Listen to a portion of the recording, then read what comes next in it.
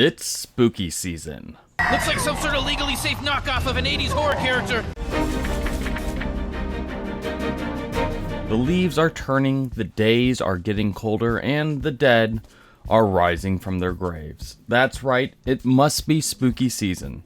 And to help you get in the mood, today's character sheet is going to talk about some of the best horror-themed RPGs and campaign settings. But before we delve into the best games to frighten your players, be sure to like and subscribe so you never miss a hauntingly tragic tabletop and fantasy update. Number 1, Ravenloft. The granddaddy of horror in Dungeons & Dragons, Ravenloft is the best place to go if you want to spook your players in 5th edition.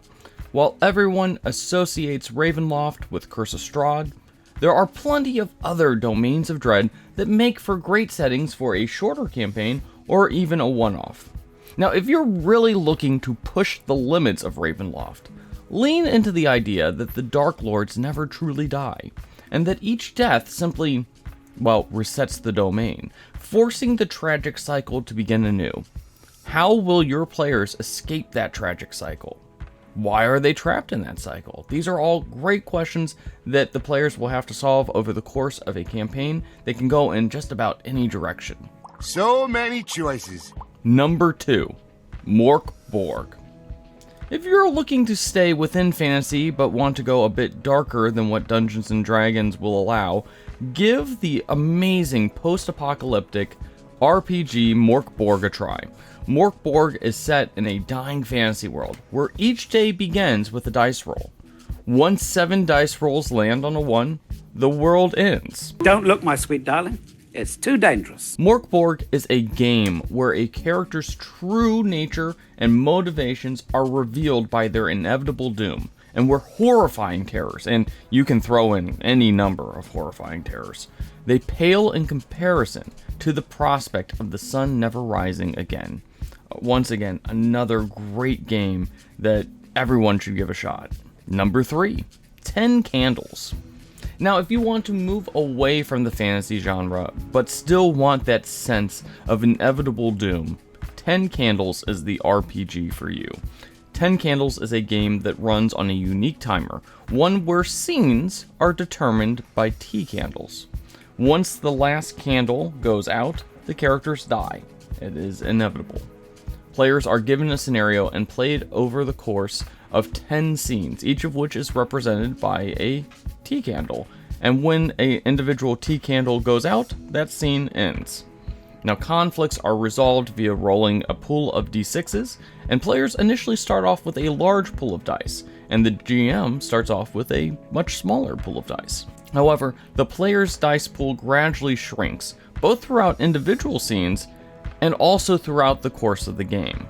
In fact, 10 Candles almost feels like a haunting ritual, as much as it does an RPG, and that's what makes it a great game to play this time of year. And I'm gonna scare the hell out of you!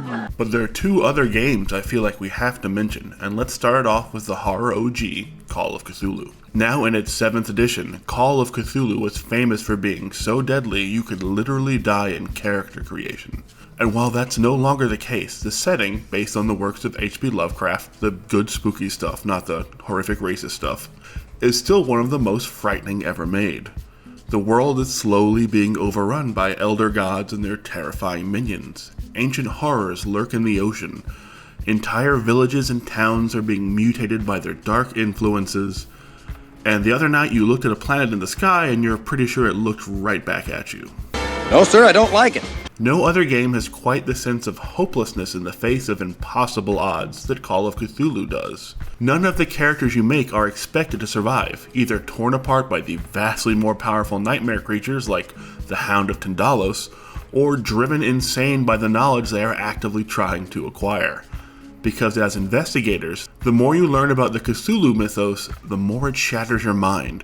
So you are basically just trying to figure out what you can before dying, and passing that info along to your next character like a 1920s Dread Pirate Roberts. You seem a decent fella. I hate to die. Second up, we have the big up-and-comer in the TTRPG world, Blades in the Dark. While most of you have probably heard some of the basics of the system, You're a party of crooks pulling heists to work your way up the ladder in a criminal underground of the city of Duskfall. What you may not know is that the city of Duskfall is pure nightmare fuel.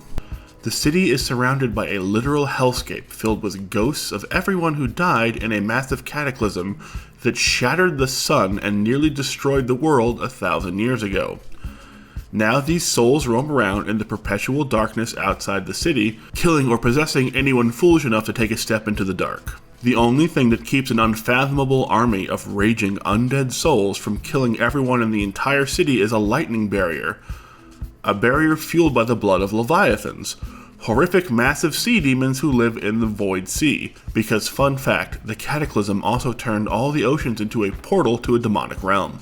And if not enough leviathan hunters head out into the terrifying Void Sea to harvest those demons for their magical blood, the lightning barrier fails and the city is overrun by the undead. So what's your favorite spooky TTRPG? Let us know in the comments and feel free to toss this video a like on your way out.